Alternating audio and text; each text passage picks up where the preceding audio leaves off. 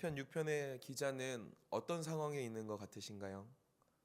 우리 계속적으로 좀 탄원의 시의 연속인데요. 오늘 6편의 이 기자는 상당히 괴로움 중에 있습니다. 특별히 어떤 괴로움 중에 있냐면 병 중에 있는 것으로 보입니다.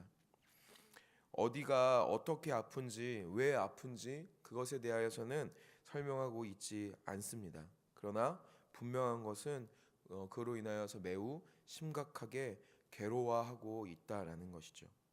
우리 함께 1절 말씀 읽어보겠습니다. 함께 1절 읽겠습니다. 시작. 여호와여 주의 분노로 나를 책망하지 마시오며 주의 진노로 나를 징계하지 마옵소서. 아멘. 지금 아프고 병들어 고단하고 괴로운 사람은 지금 이 시편을 쓰고 있는 사람입니다. 그런데 지금 이 시편의 기자가 하나님 앞에 1절에서 고백하고 있는 내용은 무엇입니까? 하나님 여호와여 주의 분노로 나를 책망하지 마시고 주의 진노로 나를 징계하지 말아 주십시오라고 이야기하고 있습니다. 왜 이렇게 고백을 하고 있을까요? 우리는 두 가지로 생각을 해볼 수 있을 것 같습니다. 첫 번째, 구약 성경 그 시대의 가운데에 그들이 가지고 있던 생각 중에 하나가 무엇이냐면 죄가 질병의 원인이 될 수 있다라는 것이죠. 그렇다면 지금 이 시편의 기자는 죄로 인하여 지금 병을 얻은 상황인가? 그렇지는 않은 것 같습니다. 왜냐하면 만약에 자신의 죄로 인하여 자신이 아픈 것이라고 여기고 하나님 앞에 기도했다라면 이 시편 6편 가운데 분명히 회개하는 고백을 했을 것입니다. 그러나 그런 고백은 6편 어디에도 보이지 않는 것이죠. 그렇다면 시편 기자는 자기의 아픔과 괴로움 가운데 왜 하나님 앞에 이렇게 고백하고 있을까요? 다름이 아니라 지금 이 시편의 기자는 하나님께서 전능자이시고 인생의 주관자이심을 고백하면서 하나님을 경외함으로 그 앞에 서 있는 모습을 보여주고 있는 것입니다. 자신이 괴로움 가운데에 있지만 하나님께 어떠한 그것에 대한 원인이나 원망도 찾지 않는다라는 것이죠. 오히려 자신의 연약함으로 인하여서 하나님 앞에 온전히 서지 못할까 이것을 두려워하고 있는 그런 모습, 그러므로 인하여서 하나님께 은혜를 구하고 있는 모습을 보여주고 있습니다. 자신이 괴로움 가운데에 있고 아픔 가운데에 있기 때문에 하나님을 원망하고 하나님께 범죄할까 되려 그것을 먼저 우려하고 하나님 앞에 은혜를 구하고 있는 모습을 보이고 있다라는 것이죠. 그렇다면 지금 이 시편의 기자는 얼마만큼 괴로워하고 있는지 함께 좀 살펴보도록 하겠습니다. 2절과 3절의 말씀 읽어보겠습니다. 시작.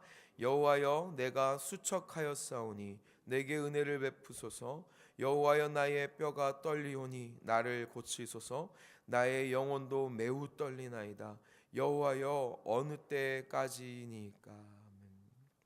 지금 시편 기자는 뭐라고 고백하냐면 자신의 뼈가 떨리고 있다라고 이야기합니다. 뼈가 막 으스러질 정도로 떨릴 정도로 지금 아픈 가운데 있는 것 같습니다. 뿐만 아니라 그로 인하여서 육신의 괴로움이 심각하니 자기의 영혼마저 상하고 무너질 어려움 가운데 빠져 있는 모습을 보입니다. 그래서 그는 사랑의 하나님 앞에, 은혜의 하나님 앞에 자신의 괴로움을 토로하고 그저 그 하나님의 은혜를 구하고 있다라는 것이죠. 지금 이 사람은 자신이 하나님 앞에 의롭기 때문에, 자기가 하나님 앞에 어떤 사람이기 때문에 하나님 나에게 은혜를 베풀어 주셔야 합니다라고 이야기하지 않습니다. 이 사람이 그저 한 가지 구하는 것이 있다라면 주님 은혜를 허락하여 주십시오. 하나님 나의 이 괴로움을 좀 보십시오. 이렇게 구하고 있다라는 것이죠. 그 사람 지금 이 시편의 기자는 하나님 앞에 이렇게 이야기합니다. 여호와여 나의 이 괴로움이 어느 때까지입니까? 라고 이야기하면서 4절에 이렇게 이야기하죠. 여호와여 돌아오셔서 내게 돌아오셔서 나의 영혼을 건지시며 주의 사랑으로 나를 구원하소서. 이 시편의 기자의 마음을 우리가 함께 생각해 볼 때에 무엇보다 가장 큰 괴로움과 두려움은 아마 자신의 육신의 괴로움으로 인하여 이것으로 상하여 자기의 영혼이 무너질 것 같은 이 상황 속에 마치 하나님이 자신과 함께 계시지 않는 것 같이 느껴지는 것 같은 아마 괴로움이 아닐까 싶습니다. 그래서 하나님 앞에 애타게 구하는 것이 무엇입니까? 주님, 돌아오셔서 나의 영혼을 건져 주십시오라고 이야기하고 있다라는 것이죠. 그럼에도 불구하고 이 시편의 기자는 하나님 앞에 분명하게 구합니다. 주님, 오셔서 주의 은혜로, 주의 사랑으로 나를 구원하여 주십시오라고 이야기합니다. 이 시편 기자의 괴로움은 이 사람의 마음을 지금 쏟아냄 가운데 계속적으로 우리에게 보여지고 있습니다.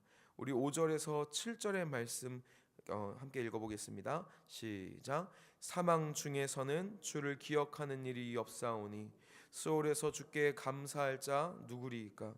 내가 탄식함으로 피곤하여 밤마다 눈물로 내 침상을 띄우며 내 요를 적시나이다. 내 눈이 근심으로 말미암아 쇠하며 내 모든 대적으로 말미암아 어두워졌나이다. 아멘. 시편 기자는 자신의 괴로움이 끝을 향하고 있음을 느끼고 있습니다. 그래서 그 끝을 향하여 가서 그곳에 도달하기 전에 하나님의 은혜가 필요하다라고 지금 고백하고 있다라는 것이죠. 지금 이 사람의 상태는요, 거의 사망에 가까운 상태로 느껴지고 있습니다. 괴로움은 가득 차서 밤마다 눈물로 적시고 있습니다.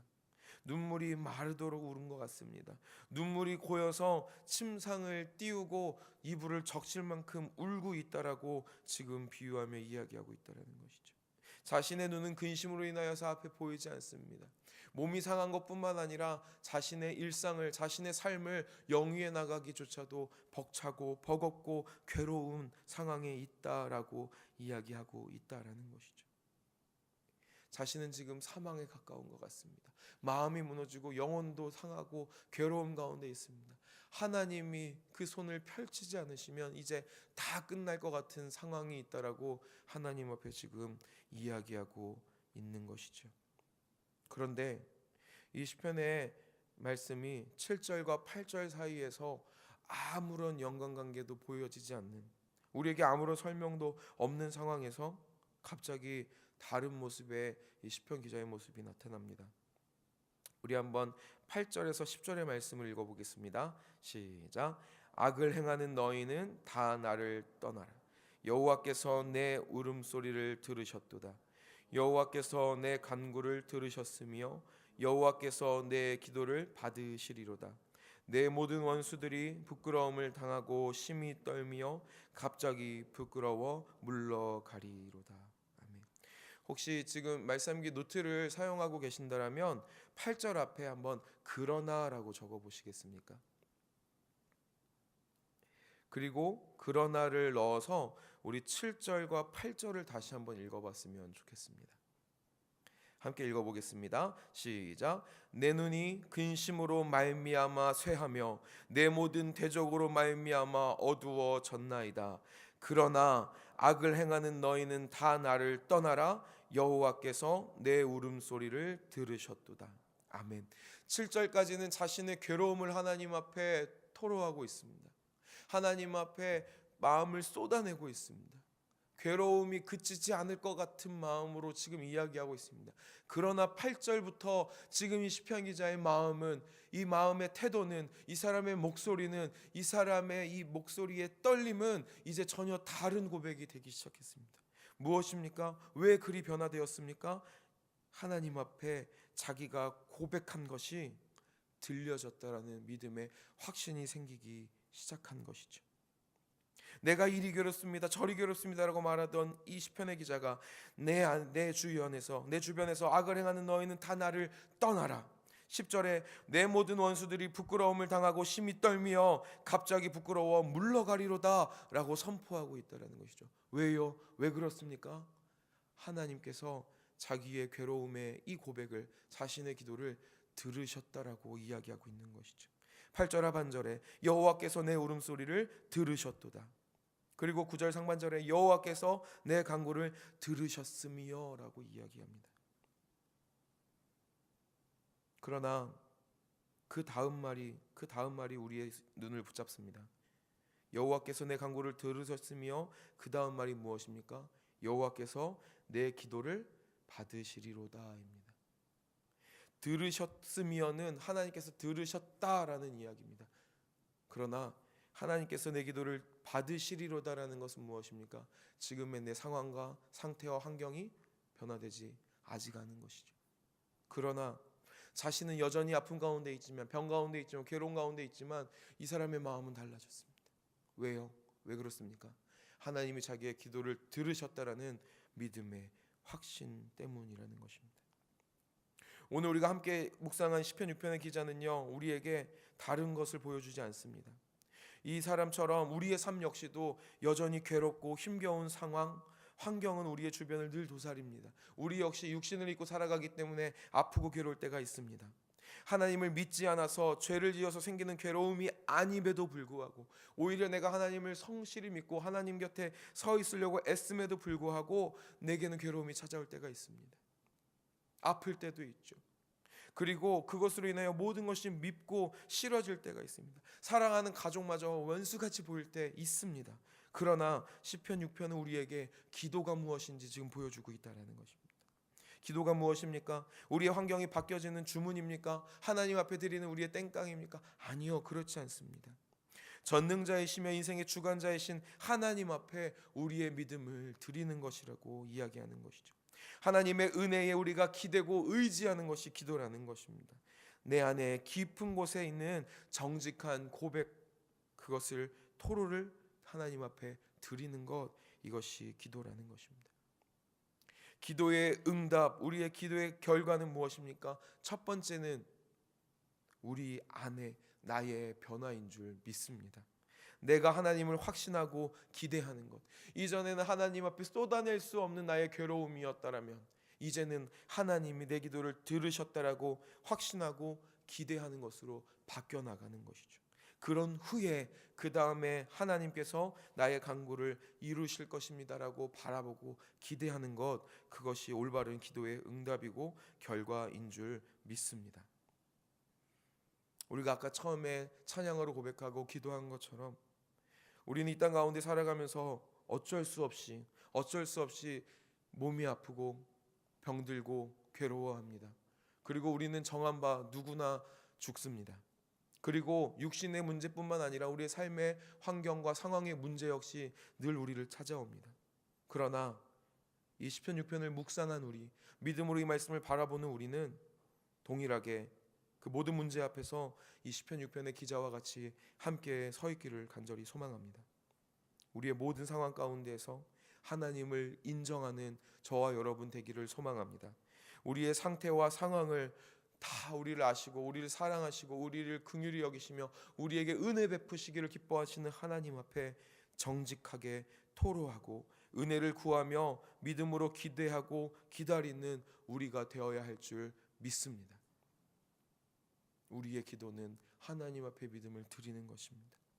우리의 상황이 변화되기를 구하는 주문이 아니라 하나님 앞에서 하늘로부터 좋은 것이 떨어지기를 기다리는 어떤 구하는 것이 아니라 살아서 역사하시는 하나님, 전능하시며 모든 걸 아시고 나를 사랑하셔서 나를 가장 선한 길로 의의 길로 인도하시는 그 하나님 앞에 나의 삶을 전적으로 의탁하고 맡겨드리며 그 하나님을 신뢰하는 우리가 되는 것, 그 믿음으로 나아가는 것, 그것이 우리에게 있는 가장 복된 삶의 모습인 줄 믿습니다.